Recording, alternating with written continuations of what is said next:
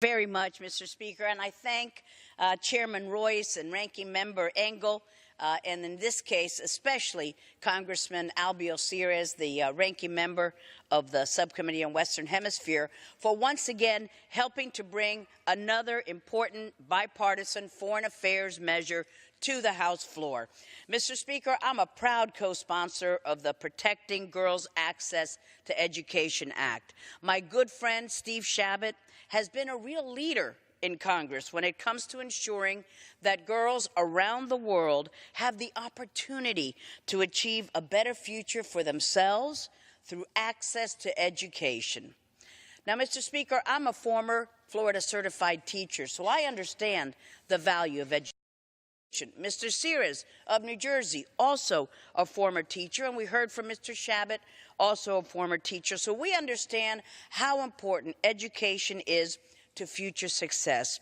And right now, sadly, Mr. Speaker, there are 65 million displaced people around the world, and about half of that population is under 18. This bill before us prioritizes state and U.S. aid efforts to support access to primary and secondary education for displaced children with a specificity to helping displaced girls. Unfortunately, sometimes young girls fall victim to exploitation, to trafficking, or they get married off, sold off, without having the opportunity to determine their own future, something that we might take for granted in this glorious country. And that is why Mr. Chabot's bill is so important.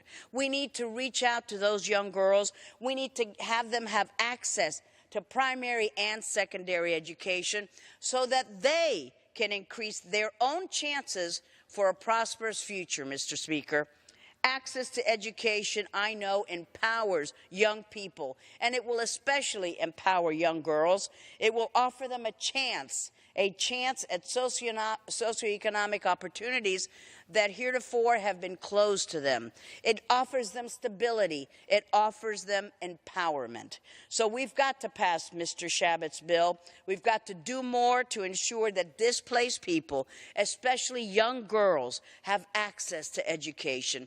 So I urge my colleagues to support this important measure. I urge our partners in responsible nations around the world to join us in prioritizing our efforts toward access to education for all. Thank you, Mr. Royce. Thank you to Mr. Engel.